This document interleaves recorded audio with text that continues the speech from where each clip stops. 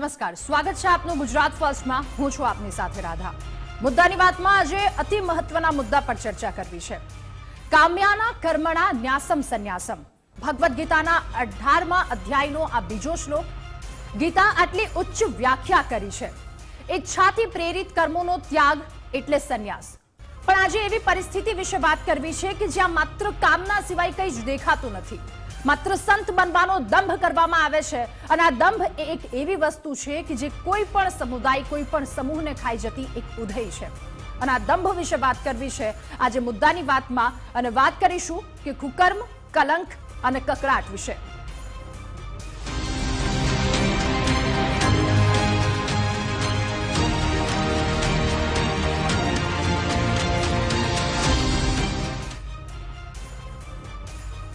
તો સ્વામિનારાયણ સંપ્રદાયને અભડાવતા સંતોનું કારસ્તાન કે જેના વિશે આજે મુદ્દાની વાતમાં ચર્ચા કરવી છે।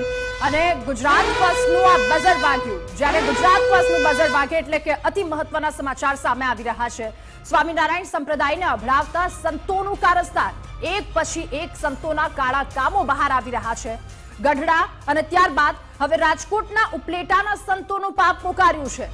ભાયાવદરના બે સંતોની સામે દુષ્કર્મની ફરિયાદ નોંધાઈ છે। ભગવાનનો વેશ ધારણ કર્યો અને આ વેશમાં નરાધમોને સંતો કેમ કહેવા હવે હરિભક્તો કહી રહ્યા છે। આ કહેવાતા સંતોથી અસલી સંતો પણ દુખી છે। આ કહેવાતા સંતો જે દંભ કરી રહ્યા છે, દંભ ઉધઈ જેવા છે અને આ દંભ બધાને કોતરી ખાશે, એ સમુદાયને કોતરી ખાશે। ત્યારે આવા ભગવા ધારણ કર્યા છે એવા નરાધમોને સંત કેમ કહેવા? કારણ કે પહેલા ગઢડાની આપણે વાત સાંભળી, ગઢડા બાદ હવે રાજકોટના ઉપલેટાનું સંત કે જે પાપ પોકાર્યું। ફરી એકવાર બઝર વાગ્યું એટલે કે ફરી એકવાર ગુજરાત ફર્સ્ટ પર વધુ એક મહત્વના સમાચાર સામે આવી રહ્યા છે અને મહત્વના સમાચાર કે સ્વામિનારાયણના વધુ બે સંતો પર કલંક લાગ્યું છે। રાજકોટના ઉપલેટાના ભાયાવદરના બે સંતો પર દુષ્કર્મની ફરિયાદ નોંધાઈ। ગુજરાત ફર્સ્ટ ખીરસરામાં આવેલી સ્વામિનારાયણ ગુરુકુળ પહોંચ્યું અને ગુજરાત ફર્સ્ટની ટીમ પહોંચતા તમામ સંતો તેમજ ટ્રસ્ટીઓ કે જે ભૂગર્ભમાં ઉતરી ગયા। ધર્મ સ્વરૂપદાસ સ્વામી, નારાયણ સ્વરૂપદાસ સ્વામી સામે ફરિયાદ નોંધાઈ। મયુર કાસુદરિયા નામના વ્યક્તિ સામે પણ ફરિયાદ નોંધવામાં આવી। હાલ ભાયાવદરના મહિલા પીએસઆઈ અને આઈઈસીડબ્લ્યુ યુનિટના તેઓ પીઆઈ કે જેઓ તપાસ કરી રહ્યા છે। આરોપીઓને પકડવા માટે પોલીસે તપાસ તેજ કરી છે અને મયુર કાસુદરિયાના ભાઈ સાથે ગુજરાત ફર્સ્ટે વાતચીત પણ કરી, પરંતુ મયુરના ભાઈ કે જેના દ્વારા કહેવામાં આવી રહ્યું છે મારા ભાઈ પર ખોટા આરોપો થઈ રહ્યા છે, એના ભાઈ દ્વારા શું કહેવામાં આવ્યું આવો સાંભળીએ। મને લાગે છે મારો ભાઈ કે સંતો ગલત હોય એવું નથી લાગતું, પણ હવે આમાં કઈ રીતે છે એ કિસ્સો કાંઈ બહુ ખ્યાલ નથી। એટલે પછી મને તો અત્યારે એવું જ લાગે આ બધું અત્યારે ફેક ન્યૂઝ જેવું લાગે છે। હવે આવશે કાંઈ નવા સમાચાર કે નવું કાંઈ એનું આઈડી પ્રૂફ કોઈ વસ્તુ તો આપણે જે માન્ય કરી શકવી। કેટલા સમયથી તમારા ભાઈ?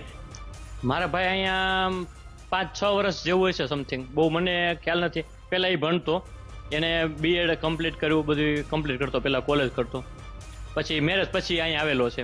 સ્વામી ઉપર જે દુષ્કર્મની ઘટના બની છે તેને લઈને જે સ્વામીની ઓફિસો છે અને અંદરની જે દ્રશ્ય છે તે હું બતાવવાનો પ્રયત્ન કરીશ કે કોઈ સ્વામી હશે તો તેની સાથે આપણે વાત કરવાનો પ્રયત્ન કરશું। હાલ આપ જોઈ શકો છો દ્રશ્યની અંદરમાં કે જે સ્વામિનારાયણ ગુરુકુળની અંદર હાલ આપ દ્રશ્યની અંદરમાં જોઈ શકો છો કે આ છે તે બાળકો માટે પ્રાર્થના હોલ છે।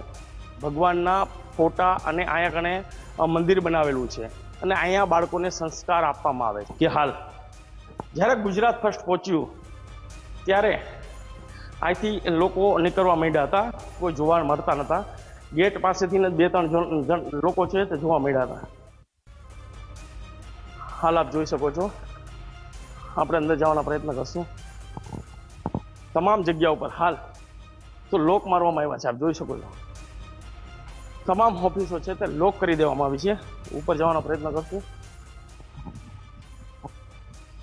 હજી એને ખ્યાલ આવી ગયો છે કે ગુજરાત ફર્સ્ટ પહોંચ્યું છે, તેને લઈને હાલ કોઈ જવાબ દેવા માંગતા નથી અને હાલ જોઈ શકો છો દ્રશ્યની અંદરમાં કે હાલ આપણે પહોંચ્યા છીએ। આ છે ઓફિસ।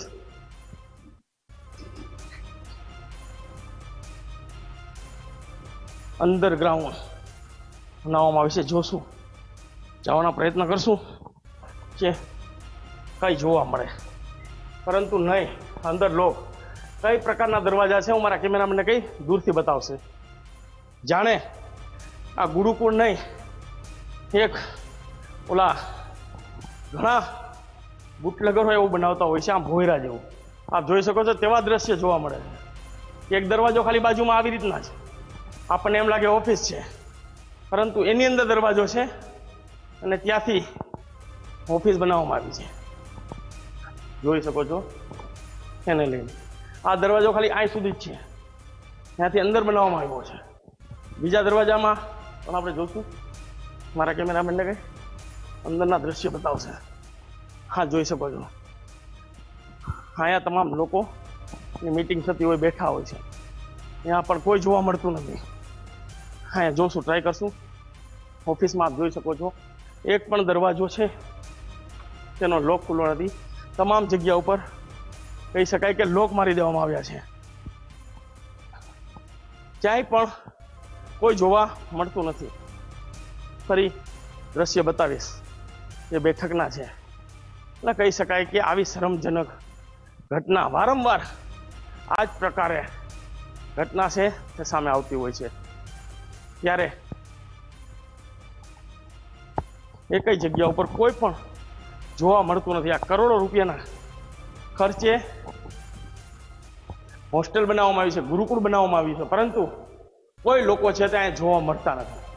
જે કાલે ખબર પડી કે ફરિયાદ દાખલ થઈ છે 2 સ્વામી ઉપર અને એક એના જે વ્યક્તિ છે તેની સાથે છે તેની માથે 3 જણા વિરુદ્ધ જે ગુનો દાખલ થયો છે તે બહુ શરમજનક. સ્વામી નારાયણના જે કહી શકાય કે ક્યાંક ને ક્યાંક એક કલંકિત આવા સાધુ છે તેને કલંકિત લગાડે છે. હવે લોકો પણ વિચાર કરે છે કે હવે આવા ગુરુકુળ કે બાળકોને ભણાવવા મોકલવા કે નહીં. હરેશ બાલિયા, ગુજરાત ફર્સ્ટ, ઉપલેટા. ત્યારે સવાલ એ થઈ રહ્યો છે કે આવી જગ્યા પર બાળકોને ભણવા મોકલવા કે નહીં. જો બાળકોને ભણવા મોકલો છો તો બાળકો કેટલા સેફ છે, કેટલા નહીં, આ બધી જ વસ્તુઓના ઘણા બધા સવાલો થઈ રહ્યા છે. આજ મુદ્દા પર ચર્ચા માટે આપણી સાથે જોડાઈ ચૂક્યા છે જ્યોતિર્નાથજી મહારાજ. મહારાજજી, સ્વાગત છે ગુજરાત ફર્સ્ટમાં. આ સાથે હરિભક્ત શૈલેષભાઈ પણ જોડાયા છે. શૈલેષભાઈ, આપનું પણ સ્વાગત છે ગુજરાત ફર્સ્ટમાં. અને ઉમંગ રાવલ, સંવાદદાતા, વરિષ્ઠ સહયોગી કે જેઓ સતત ત્યાં ગઢડા સ્વામિનારાયણ મંદિર પણ હતા. ઉમંગ, આપનું પણ સ્વાગત. સૌપ્રથમ જ્યોતિર્નાથજી બાપુ, આપની પાસે આવવું છે. આપણે સનાતન ધર્મ, આપણા સનાતન સંસ્કૃતિ, સાધુ કોને કહે છે? સાધુ એટલે કે જે સરળ હોય એને આપણે સાધુ કહીએ છીએ, પરંતુ આ બધું તો બહુ જટિલ થતું જાય છે.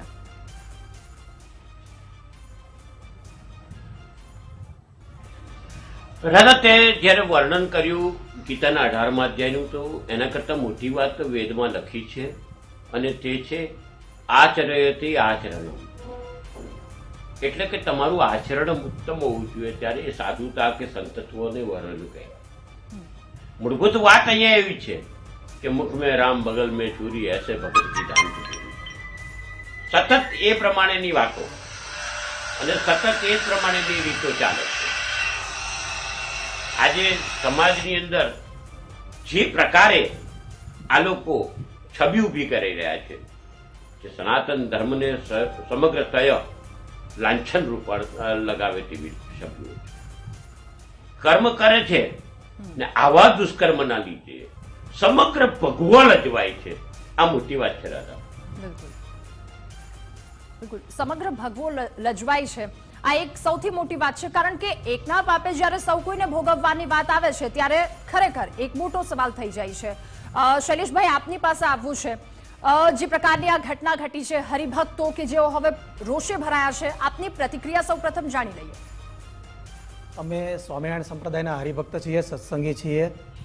ખરેખર આવા જે પાપિષ્ટ જે કાંડ જે બહાર આવી રહ્યા છે, જેનાથી અમારી લાગણી દુભાઈ એમ તો નહીં કહી શકું, પણ અમારા હરિભક્તોના હૃદય દુભાઈ રહ્યા છે. હવે અમે ખાસ કહેવા માંગીશ કે આ લોકો શાસ્ત્રમાં એક સરસ શ્લોક લખ્યો છે, એ શ્લોકને આ લોકો ઘોળીને પી ગયા છે. શાસ્ત્રમાં વાત લખી છે, અન્ય ક્ષેત્રે કૃતમ પાપમ તીર્થ ક્ષેત્રે વિનશ્યતિ, તીર્થ ક્ષેત્રે કૃતમ પાપમ વજ્રલેપો ભવિષ્યતિ. આપણે અન્ય ક્ષેત્રમાં જ્યારે કોઈ પાપ થાય છે તો આપણે ધોવા માટે ગંગામાં જઈએ છીએ કે સારા ધર્મસાર સ્થાનમાં આપણે જઈએ છીએ. જ્યારે આ લોકો ધર્મ સ્થાનમાં જ આવા જ્યારે સૃષ્ટિ વિરુદ્ધના કૃત્યો અથવા તો આવા કાંડ કરી રહ્યા છે, તો આને તો આ જે શાસ્ત્રમાં લખેલા જે શ્લોક છે એનો અર્થ જ આખો ઘોળીને પી ગયા છે આ લોકો. બિલકુલ એ અર્થને ઘોડીને પી ગયા છે. ઉમંગ, હવે જ્યારે વાત કરવામાં આવે, સૌપ્રથમ આપણે તો સ્વામિનારાયણ સંપ્રદાયને વંદન કરીએ છીએ, કારણ કે દેશ વિદેશમાં અલગ અલગ જગ્યા પર, મુસ્લિમ દેશ આરબમાં પણ અહીંયા મંદિર બંધાવવામાં આવ્યું છે, ત્યારે ગર્વ થાય છે કે આપણે આ સમુદાયના, આપણે આ સંસ્કૃતિથી આવીએ છીએ કે જે સંસ્કૃતિ દેશ વિદેશમાં પ્રસરાય છે, પરંતુ એ સંસ્કૃતિને ખાવા માટે કેટલીક ઉધઈઓ પણ અંદર જ બેઠી છે. આ જ ઉદયો તમે કીધું એમ રાધા કે એક બાજુ ગર્વની વાત છે અને આ જ ઉદયો અત્યારે વિદેશમાં જઈને જ બેઠી છે. આ જેટલા પણ સંતો જેના વિડીયો સામે આવ્યા છે એ બધા જ સંતો એક પણ ભારતની અંદર નથી. સનાતન સંસ્કૃતિ એ ભારત એ આખા વિશ્વને શીખવાડ્યું છે. હિન્દુત્વ શું છે આખા વિશ્વને ભારતે શીખવાડ્યું છે. અને એ જ બાબતે એક ગર્વ હતો કે આ જે સંપ્રદાય છે આખા વિશ્વની અંદર આપણી સંસ્કૃતિનું સિંચન કરી રહ્યું છે. પણ જ્યારે આવા લંપટ પાખંડી અધર્મી સંતો અહીંયા પાપ લીલાઓ, તેમની લંપટ લીલાઓ કરી અને વિદેશની અંદર જાય, એટલે વિદેશમાં પણ કંઈ ન રહે છાનું, એક વાતમાં કંઈ તથ્ય નથી. અને એ જ ગર્વ લેવાની જ્યાં બાબત હતી કે જ્યાં આપણે ગર્વ લઈ શકીએ, હવે એ બાબત ઉપર આપણે આંખો નીચી કરવાની વારો આવ્યો છે. એ તમામ હિન્દુ સંગઠનો, એક હિન્દુત્વ તરીકે કોઈ પણ વ્યક્તિ જે હિન્દુ ધર્મમાં માને છે એ તમામ વ્યક્તિએ આજે નીચું જોવાનો એટલા માટે વારો આવ્યો છે કે તમે જ્યારે ત્યાગ, મોહ, ક્રોધ અને મોહ આ તમામ છોડીને જ્યારે તમે સંત બનો છો, સાધુ બનો છો, અને સાધુ બન્યા પછી તમે આવી લંપટાઈ કરો છો, અને એ પછી જ્યારે તમે વિદેશમાં જઈને બેસી જાઓ છો, અને ત્યારે વિદેશની અંદર વસતા લોકો જે એમ કહેતા હતા કે ભારતીય સનાતન સંસ્કૃતિનું આચરણ કરવું એ અમારા માટે ગૌરવની વાત છે, વિદેશી લોકો કહેતા હતા. હવે એ જ લોકો કહી રહ્યા છે કે આવી તમારી કેવી સંસ્કૃતિ, એક બાજુ ધર્મનું રક્ષણ કરવાવાળો આજે આનો ભક્ષક બનીને બેઠો છે, આજે ભગવો લજવી રહ્યો છે, જે લંપટાઈ કરી રહ્યો છે, સમલૈંગિકતા સાથે સંકળાયેલા વ્યક્તિઓ સાથે પણ ક્યાંક ન કરવાના કૃત્યો, એટલે કે સૃષ્ટિ વિરુદ્ધના કૃત્યો છે એ વ્યક્તિ કરી રહ્યો છે. બાળકીઓ સાથે દુષ્કર્મની વાત હોય, ક્યાંક જમીનો પચાઈ પાડવાની વાત હોય, બળાત્કાર સુધીની ફરિયાદો પણ સંતો ઉપર જ્યારે થાય ત્યારે એમ થાય કે સનાતન ધર્મ જે છે એ કઈ દિશામાં જશે. સનાતન ધર્મ આખાને નીચું જોવાનો વારો આવે છે ત્યારે એક હું પહેલેથી કહેતો આવ્યો છું કે ટોપલાની અંદર એક એવી બધી એક ખરાબ કેરી પડી છે જેના કારણે આખું ટોપલું બદનામ થઈ રહ્યું છે અને ખરાબ થઈ રહ્યું છે કે આટલો સનાતન ધર્મ છે એ આજે બદનામ થઈ રહ્યો છે આ લંપટ સાધુઓના કારણે. અને આથી વિશેષ આજે ગઢડાની અંદર શૈલેષભાઈ બેઠા છે, એમની સાથે સાથે હજારોની સંખ્યામાં હરિભક્તો ત્યાં હતા. ટ્રસ્ટીઓ મૌન મુખ પ્રેક્ષક બનીને બેઠા હતા, એક હરફ ઉચ્ચારવા તૈયાર નતા. ત્યાંથી 10 ડગલા દૂર ગઢડા બોર્ડના ચેરમેન હરિજીવન સ્વામી ત્યાં બેઠા હતા. પહેલા પણ ગુજરાત ફર્સ્ટ જ્યારે ત્યાં ગયું હતું ત્યારે ઓફિસ લોક હતી. આજે હજારોની સંખ્યામાં એમના જ અનુયાયીઓ, એમના જ હરિભક્તો, એ જે સ્વામિનારાયણ ભગવાનમાં માનવા વાળા હરિભક્તો જ્યારે ત્યાં જઈને એમને એક માત્ર આવેદન પત્ર આપવાની વાત હતી, ત્યાં પોલીસને આગળ ધરે છે અને પ્રાઇવેટ સિક્યુરિટીને આગળ ધરે છે અને ઓફિસ નથી ખોલતા. કેમ ધર્મ રક્ષકો છે એ ભક્ષક બનીને બેઠા છે. સીધી જવાબદારી બોર્ડના ચેરમેન તરીકે હરિજીવન સ્વામીની આવે, પરંતુ એમણે એક હરફ ન ઉચ્ચાર્યો, અલબત્ત ઓફિસ નથી ખોલી. ત્યારે આ તમામ હરિભક્તોનું દિલ એ હૃદય રોડ્યું છે અને ત્યારે ન છૂટકે હરિભક્તો ત્યાં આગળ હરિજીવન સ્વામીના નામના છાજિયા લેવા પડ્યા છે. આ પરિસ્થિતિ રાધા છે આ ઊભી થઈને બેઠી છે. આટલું બધું થયા છતાં પણ સોકોસ કહેવાતા જે હરિજીવન સ્વામી છે બહાર ન આવ્યા અને હરફ પણ એમણે ઉચ્ચાર્યો નથી. રાધા, બિલકુલ ડરી શું કામ રહ્યા છે? જ્યારે જો કોઈ ખોટું કામ નથી કરવામાં આવ્યું, જ્યારે જો કોઈ સાધુ દ્વારા, કોઈ સંત દ્વારા એવું કામ નથી કરવામાં આવ્યું, તો શા માટે બારણા બંધ કરીને બેઠા છો?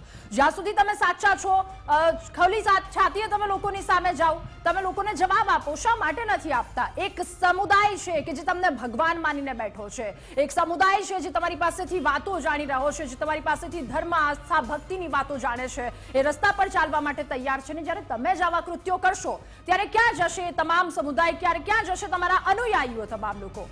અનેક સવાલો ઉઠી રહ્યા છે આ વાતને લઈને. સ્વામીજી ધર્મદાસજી મહારાજ, ફરી એકવાર આપની પાસે આવવું છે. જ્યારે વાત કરવામાં આવે આ જે સમુદાયની કે પછી સંતની વાત કરવામાં આવે કે જેણે છોડી દીધી છે આ બધી જ જે સમાજની વસ્તુ છે, બધી વસ્તુને છોડી દીધી છે અને છોડીને ફરી પાછા એ જ જીવનમાં આવે છે, આ એક દંભ કરવામાં આવે છે. માત્ર ને માત્ર દંભથી આ ભરેલી વસ્તુ છે. અને આપણા શાસ્ત્રોમાં એ કહ્યું છે કે એક ઉંમર હોય છે સંન્યાસ લેવાની.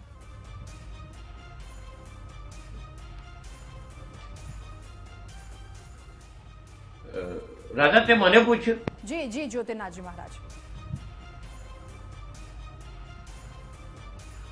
તું તો ધર્મદાસજી બોલ્યો, હવે પેલા પાખંડીનું નામ દીધું એટલે હું અટવાઈ ગયો કે મને કહે છે કે બીજાને કહે. માફ કરશો જ્યોતિર્નાથજી મહારાજ, હું આપને જ આજે પૂછી રહી છું. સમાજની અંદર આ લોકો પાખંડીઓ છે. કઈ વાંધો નહીં બેઝિકલી પાખંડીઓ છે. આ પાખંડીઓ આખા ને આખા સંપ્રદાયને ખાઈ ગયા છે અને કબજો જમાવી દીધો છે. આમાં મૂળભૂત સ્ટોરી સમજવા જેવી છે કે ઓરિજિનલ આચાર્યથી માંડીને બધા ખૂણામાં આ ઓરિજિનલ સાદા ને સત્કાર્ય કરતા સારા સંતો બાજુ પર અને કોર્પોરેટ ઓફિસ બનાવીને કોર્પોરેટની રીતે ધંધો કરીને સર્વત્ર સ્વામિનારાયણના નામે રાજકીય રોટલાથી માંડીને બધા જ રોટલા શીખવા વાળા અત્યારે મેદાનમાં છે.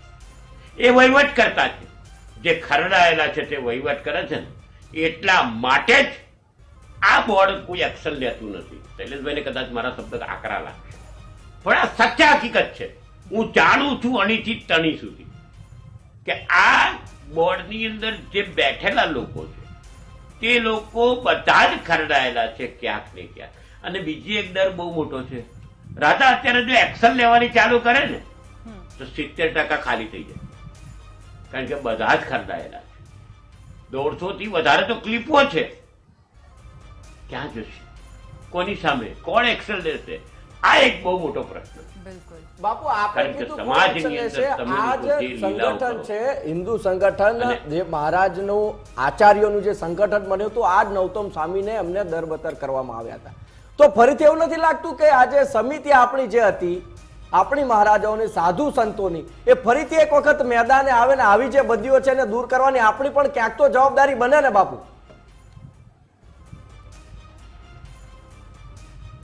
ધવલ, જ્યારે આ મેટર ચાલુ થઈ ને ત્યારે સૌથી પહેલો બોલનાર હું હતો. એમને બરખાસ્ત કરાવનાર પણ હું છું બરાબર.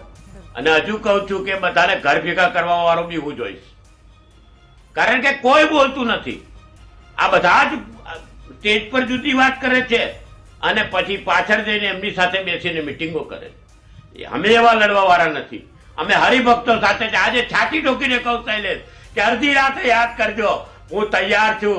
ધર્મની રક્ષા માટે છાતી ખોલવી પડશે તો છાતી ખોલવા તૈયાર છું, પણ આ બધાને ઉગાડા પાડીને છોડીશ. ધર્મની અંદર ચાલતી આ બધીઓને નાશ કરીને રહીશ, કારણ કે હું સનાતન સંત સમિતિનો રાષ્ટ્રીય અધ્યક્ષ છું. મારી જવાબદારી છે, હું મારું કાર્ય પૂરું. અને આ સાથે ફરી એકવાર બઝર વાગ્યું. વધુ એક મહત્વના સમાચાર પર નજર કરી લઈએ. ગુજરાત ફર્સ્ટ પર આ મહત્વના સમાચાર. સ્વામિનારાયણ સંપ્રદાયના કલંકિત સ્વામીઓ સામે હવે આક્રોશ છે. ગઢડામાં કલંકિત સ્વામીઓ સામે આક્રોશ ભભૂક્યો છે. કલંકિત સ્વામીઓને કાઢવા માટે હરિભક્તો હવે મેદાને ઉતર્યા છે. હરિભક્તોએ આજે છાજિયા લીધા છે. એમની વાત ન સાંભળવામાં આવી એટલે કલંકિત સ્વામીઓ સામે હરિભક્તોએ બાયો ચડાવી. ગઢડા મંદિરમાં અસંખ્ય હરિભક્તો આજે ઉમટી પડ્યા, કારણ કે આસ્થા ઘવાણી છે હરિભક્તોની. સ્વામિનારાયણ સિદ્ધાંત હિત રક્ષક સમિતિના નેજા હેઠળ આ વિરોધ કરવામાં આવ્યો અને ગઢડા મંદિર પરિસરમાં બેનર સાથે હરિભક્તો ત્યાં ઉપસ્થિત રહ્યા હતા. કલંકિત સાધુઓને હટાવી અને સંપ્રદાય બચાવવાનો હવે હરિભક્તો માંગ કરી રહ્યા છે. બાળકોનું શોષણ કરનારા સ્વામીઓને હટાવવાની માંગ કરવામાં આવી રહી છે. હાલના ટ્રસ્ટીઓને દૂર કરી મંદિર બચાવવા હરિભક્તો માંગ કરી રહ્યા છે. નૌતમ સ્વામી સામે હરિભક્તોએ હળાહળ રોષ ઠાલવ્યો છે. અલગ અલગ 5 દ્રશ્યો, આજના આ દ્રશ્યો કે જે આપ ટીવી સ્ક્રીન પર જોઈ રહ્યા છો, હરિભક્તોએ બાયો ચડાવી મંદિર પરિસરમાં હરિભક્તો દ્વારા વિરોધ કરવામાં આવી રહ્યો છે. પાખંડીઓ કે જેમના દ્વારા સૃષ્ટિ વિરુદ્ધના કાર્ય કરવામાં આવે છે, એ પાખંડીઓને, એ સડાને દૂર કરો એવી માંગ કરવામાં આવી રહી છે. કલંકિત સંતોની સામે રોષ વ્યાપ્યો છે અને આવેદનપત્ર સોંપવામાં આવ્યું છે. અમે નામે મૂકેલા છે ને, ચેરમેનનો ટ્રસ્ટીએ મૂકેલા હોય. અમે 4 ટ્રસ્ટી મેન છીએ. અમે એના માટે સ્વામીની જવાબદારી તો ખરી કે અમારા બધાની જવાબદારી ચારે. તમે આવી શકો તો સ્વામી કેમ ના આવી શકે? સ્વામીને શું જરૂર કરીને છે? બેસે એટલું શું, પણ એટલું બધું તો શું ભાગી જાય સ્વામીને કે લોક કરીને બેસી રહેવું પડે એમને? કેમ આટલું બધું હોવા આવેદન આટલા પત્ર બધા હરિભક્તો અમારા બેઠા right હોય, અમે સ્વીકારી કોઈ શરમ ના આવે સ્વામીને આટલું બધું ટ્રસ્ટી થાય તોય કોઈ લોકો- શરમ ના આવે? ટ્રસ્ટીએ ટ્રસ્ટી પર તમે આવી ગયા, સ્વામીને કોઈ શરમ ના આવે? અમારું તમને પૂછવું છે. શરમ ના આવે સ્વામીને ધર્મની રક્ષા જ્યારે કરતા હોય? આવા વિડીયો તમે નથી જોઈ શકતા? તમે તમારા છોકરાને બતાવી શકશો? કોઈને બતાવી શકશો કે આપણા સંપ્રદાયમાં કેવા પ્રકારની બબાલો થઈ રહી છે? બતાવી શકશો? એના માટે અમે એક્શન લઈશું ને. ડિસ્ટ્રિક્ટ કોર્ટની જે સ્કીમ બની છે એ સ્કીમની જોગવાઈ પ્રમાણે જે કાંઈ કૃત્ય થયું છે કે જે કાંઈ અઘટિત ઘટના બની છે એની વિપર સ્કીમ પ્રમાણે સંપૂર્ણ કાર્યવાહી કરવાની અમે મંડળમાં મિટિંગમાં ચર્ચા કરીને એની સંપૂર્ણ કાર્યવાહી કરશું. એની અમે આ ગરડા મંદિર વતી હું ટ્રસ્ટી તરીકે બાંધરી આપું છું અને 100% થવી જ જોઈએ. આજે આ થયું, કાલે બીજું થશે. સંપ્રદાય બદનામ થાય છે. ભગવાને સ્થાપેલા આ એક સારા સંપ્રદાયની બદનામી થાય એ કોઈને ન પોસાય. એમાં મને પણ ન પોસાય કે કોઈ હરિભક્તને ન પોસાય. જે તિલક ચાંદલો કરે છે કોઈને ન પોસાય. એટલે એની માટે થોડાક જ સમયમાં જે કાંઈ મિટિંગ થશે એની ચર્ચા કરશું. આવેદનપત્ર ઉપરની જે છે એની ચર્ચા કરીશું અને જે કાંઈ સ્કીમ પ્રમાણે જે કાંઈ જોગવાઈઓ છે એ પ્રમાણે કડકમાં કડક સજા કરીશું. ઉમંગ, જ્યારે પણ આવી ઘટનાઓ ઘટે છે ત્યારે જે તે જવાબદાર વ્યક્તિ હોય છે, જે ઉચ્ચ હોદ્દા પર બેઠું હોય છે, કે જેને સર્વોચ્ચ માનવામાં આવે છે, એવા જ વ્યક્તિઓ કેમ નથી બોલતા? અત્યારની વાત નથી, વર્ષો પુરાની જો આપણે વાત કરીએ તો ત્યાં મહાભારત શા માટે થયું હતું? દ્રૌપદીના ચીરહરણ વખતે મૌન સેવવામાં આવ્યું હતું જે તે જવાબદાર વ્યક્તિ દ્વારા, અને ત્યારબાદ એ થયું. એટલે ઉમંગ, ઘણી બધી અહીંયા વસ્તુ છે, બોલો, પરંતુ જે જવાબદાર વ્યક્તિઓ છે ટ્રસ્ટીઓ દ્વારા નથી બોલવામાં આવતું. આજે હરિભક્તો જ્યારે ભેગા થયા ને એટલે એમની એક માંગ હતી કે આવેદનપત્ર આપવું તો એ હરિજીવન સ્વામી બોર્ડના ચેરમેન છે એમને. શૈલેષભાઈ, તમને તો ખ્યાલ જ છે, હરિભક્ત છો જ તમે.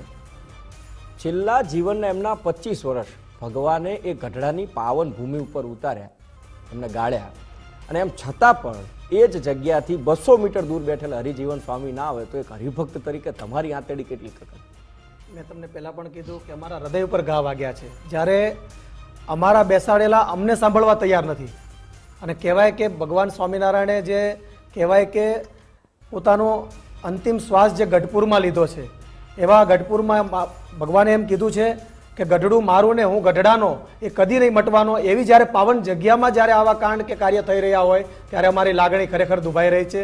પણ હું જ્યોતિનાથ બાપુને પણ ખાસ ધન્યવાદ આપીશ કે જે સ્વામિનારાયણ સંપ્રદાયના જે સંતો જે ખોટા કાર્યો કરી રહ્યા છે, સંતો અમારા માટે પૂજનીય છે. હું તો એવું પણ કહીશ કે સાચા સંતો જો સંપ્રદાયમાં બીજા હજી બેઠા છે એ બહાર આવે અને એ પણ અમારી સાથે આનો વિરોધ કરે. કારણ કે હું એમ નથી કહેતો કે બધા સંતો ખરાબ હશે, આમાં પણ સાચા સંતો હશે, પણ એવા સાચા સંતો બહાર કેમ નથી આવતા? કેમ ભૂગર્ભમાં બેસી રહ્યા છે? જ્યોતિનાથ બાપુ જેવા સનાતન ધર્મના જે સાધુ છે એને મારા 2 હાથ જોડી વંદન છે કે ખરેખર સ્વામિનારાયણ સંપ્રદાયના સંતો જે કાર્ય કરી રહ્યા છે ઉમંગભાઈ, એમાં હું એવું કહેવા માંગીશ કે એણે ભગવો પહેરીને જે કાર્ય કર્યું છે, ભગવો એ સનાતન ધર્મનું પ્રતીક છે. ભગવો જે છે એ સનાતન ધર્મનું પ્રતીક છે. એટલે આવા કાર્યો કરવાથી ખરેખર ક્યાંક ને ક્યાંક સનાતન ધર્મનું પણ અપમાન થઈ રહ્યું છે. એટલે શૈલેષભાઈ, હવે સમાજની વાત કરીએ તો જ્યારે પણ આવા કૃત્યો થાય છે, સમાજ એટલે કે સમાજને જે વસ્તુ સ્વીકાર્ય હોય છે એ વસ્તુને રાખે છે અને નથી સ્વીકાર્ય હોતું એ વસ્તુને જવા દે છે. તો હવે તમે શું કરશો? આગળ શું? હવે અમારે હરિભક્તોની એવી માંગ છે કે આવા સંતો વિરુદ્ધ જેમ બને એમ કડકના કડક જલ્દીથી પગલાં લેવાય, અને જો પગલાં લેવામાં નહીં આવે તો અમે વધારેમાં વધારે હરિભક્તો અત્યારે અમને સપોર્ટ કરી રહ્યા છે. આખો સંપ્રદાય એક થઈ રહ્યો છે અને આમાં કોઈ બીજો ફાટો નથી. બધા સંપ્રદાય, આખા સંપ્રદાયના હરિભક્તો એક થઈ અને ઉગ્ર આંદોલન કરી અને આવા સંતોને ગમે તેમ કરી આ સંપ્રદાયમાંથી હાકી કાઢવા માટે અમે કટિબદ્ધ થયા છીએ.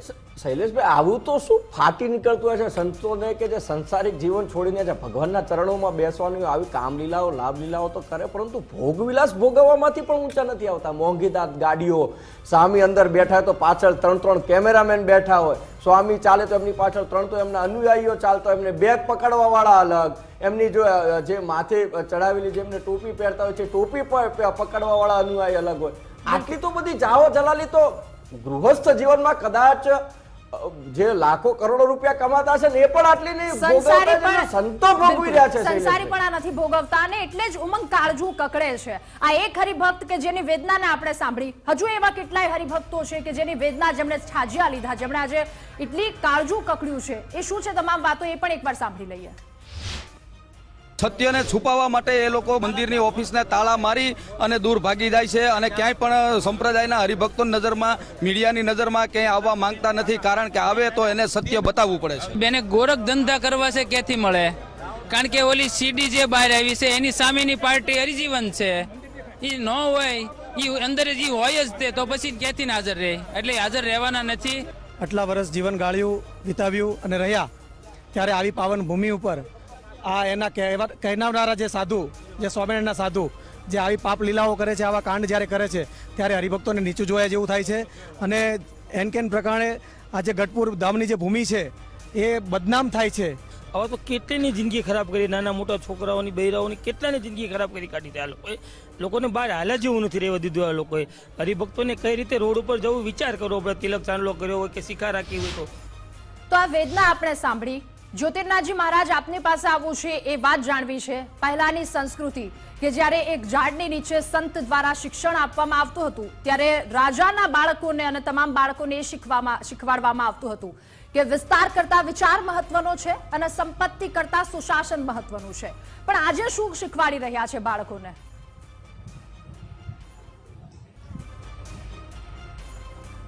બેઝિકલી રાધા, જો વાત કરો તમે જૂની સંસ્કૃતિની વાત, તો સંસ્કૃતિની અંદર રામ ભગવાન પોતે પણ ઋષિને ત્યાં આગળ જઈને અભ્યાસ કરે છે. એ ગુરુકુળની સાચી પરંપરા. કૃષ્ણ પોતે પણ સુદામાની સાથે જઈને એક આશ્રમમાં રહે છે ને એ જગ્યાએ અભ્યાસ કરે. ત્યારે આશ્રમ એટલે કઈ એર કન્ડિશન જાહો જલાલી વાળી વાતો નથી. હું માનું છું કે જમાના પ્રમાણે ફેર પડે, ફેરફાર થવો જોઈએ, થાય. કર્યું આ જે યુગ સાથે અમારે પણ ચાલવું પડે, હું એગ્રી છું, ચલો કોઈ વાંધો નથી. પણ તમે તો એ રીતનું કરો છો, એ રીતના ભોગ વિલાસ કરો છો કે જેને વર્ણન કરતા અમને દુઃખ થાય છે. આજે ક્યાંક ને ક્યાંક તો સંયમ હોવો જોઈએ. ચલો ગરમી છે, એર કન્ડિશન વાપરો, હું કહું છું વાંધો નહીં, પણ તમે મિસ્ટુબિશી લેન્સર જેવી એમથી નીચેની તો ગાડીઓ નથી વાપરતા. તમને અવડીથી નીચેની ગાડીઓ નથી ફાવતી. 6 મહિનાથી વધારે એક ગાડી રહેવા નથી દેતા. ફોન તો ક્યાં આધુનિક જોઈએ, ફોન છે, જરૂર છે. તમારી સાથે હું અત્યારે વાત કરી રહ્યો છું તો ટેકનોલોજીનો ઉપયોગ થઈ રહ્યો, પણ એની એક લિમિટ રાખવી જોઈએ. એ લિમિટને પણ ક્રોસ કરી જાય, ભોગ વિલાસ વૈભવ એટલા બધા લેવલે લઈ જાય છે કે જેની કોઈ લિમિટ નથી હોતી. ને તે કોના લીધે? આ હરિભક્તોના લીધે. કોના જોર પર? આ હરિભક્તોના જોર પર. અને છતાં એ હરિભક્તો આજે જયારે કકળાટ કરે છે, કાકલુતી કરે છે, ત્યારે એને કોઈ સાંભળવા વાળું. આજે શૈલેષભાઈ કહેતા હતા કે આવા સંતો, પણ શૈલેષભાઈ અમારે તો ફરજ છે. અમારે યજુર્વેદની અંદર લખેલા બીજા અધ્યાયના 5મા શ્લોક પ્રમાણે જીવીએ છીએ અને તેમાં લખેલું છે કે જે કોઈ ગુરુજન સંત જે બને છે તેને તે કમાવા જતો નથી, તે લોકોના રૂપિયાથી જીવે છે. અમે તો જાહેરમાં કહું છું તો કે તમે બધા કમાવો છો ને અમે જીવીએ છીએ. ત્યારે અમારી ફરજ થઈ પડે છે કે આ ધર્મની રક્ષા માટે જીવ આપવો પડે ને તો આપી દેવો પડે. આ ધર્મની રક્ષા માટે જ્યાં લડવું પડે ને ત્યાં શરમ રાખ્યા વગર લડવું પડે. અને બીજી વાત, પ્રજાહિતની વાત કરવી જોઈએ. અમારા હિતની વાતો ન કરાય, પ્રજાહિતનો વિષય. જી બાપુ. શૈલેષભાઈ, હવે આપની પાસે આવું છે, ખૂબ ટૂંકમાં પ્રતિક્રિયા આપજો, આપણી પાસે સમયનો ખૂબ અભાવ છે. હમણાં જ બાપુએ કહ્યું કે ધર્મ માટે જો જીવ આપવો પડે તો આપીએ, એવું પહેલાના સમયમાં આપણે જોયું હતું, પરંતુ હવે આપની શું માંગ છે? આગામી શું રહેશે? અમારી માંગ એક જ છે કે જલ્દીથી જલ્દી જેટલા જે કાંડ બહાર આવ્યા છે એ બધા સંતો વિરુદ્ધ જે આગેવાન જે ટ્રસ્ટી મંડળો જે છે, વડતાલનું હોય, ગઢડાનું હોય કે કોઈ પણ જુનાગઢનું હોય, જલ્દીથી જલ્દી આની વિરુદ્ધ પગલાં લે. નકર અમારે ઉગ્ર આંદોલન તરફ જવું પડશે, હરિભક્તોને બહાર નીકળવું પડશે. જેમ બાપુએ વાત કરી એમ કે અસત્ય સામે સત્યના જીત માટે, ધર્મ માટે લડવું પડશે, અધર્મ સામે અમારે. બિલકુલ. ઉમંગ, આપને પણ એક નાનકડી પ્રતિક્રિયા લઈ લઈએ, ખૂબ નાની પ્રતિક્રિયા, સમયનો ખૂબ અભાવ છે. કશું ન કહેવાય. આ સંતોને જરૂર નથી કે આ સનાતની બને અને આમની જરૂર નથી કે આપણે એમના જે અનુયાયીઓ બની અને એમનું આચરણ કરીએ. બસ આટલી જ વાત. આ સંતોને આપણે ઓળખવા પડશે અને આપણે ઓળખી અને એમને છતા પાડવા પડશે. બિલકુલ. આપ સૌનો આભાર ગુજરાત ફર્સ્ટની સાથે જોડાવા બદલ આ ચર્ચામાં. ત્યારે આપણી ભારતીય સંસ્કૃતિ કે જે ભારતીય સંસ્કૃતિ એવું કહી રહી છે કે ઓમ આનો ભદ્રા, અર્થાત સમગ્ર એવા વિશ્વના સારા એવા વિચારોને આત્મસાત કરવાની તૈયારી હંમેશા ભારતે બતાવી છે. અને એટલે જ અસિરિયન, ચીન, સુમેરિયન, ગ્રીક આ બધા વિદ્યાર્થીઓ આવતા વસુધૈવ કુટુંબકમની ભાવનાને લઈને જતા, કંઈક શીખીને જતા હતા. પરંતુ હવે સવાલ તો આપણા જ બાળકો પર થઈ રહ્યો છે કે આપણા બાળકોને આપણે ક્યાં મોકલી રહ્યા છીએ, મોકલીએ છીએ, જગ્યા કેવી છે, કેવી નહીં. અનેક સવાલો છે, અનેક ચિંતાઓ છે. પરંતુ આ ચિંતાની વચ્ચે સમાજે જાગવાની જરૂર છે. સમાજ માટે જે સ્વીકાર્ય છે સમાજે રાખવાની જરૂર છે અને જે સ્વીકાર્ય નથી આવા દંભીઓને હટાવવાની જરૂર છે. મુદ્દાની વાતમાં હાલ બસ આટલું જ. વધુ સમાચાર માટે આપ જોતા રહો ગુજરાત ફર્સ્ટ. નમસ્કાર.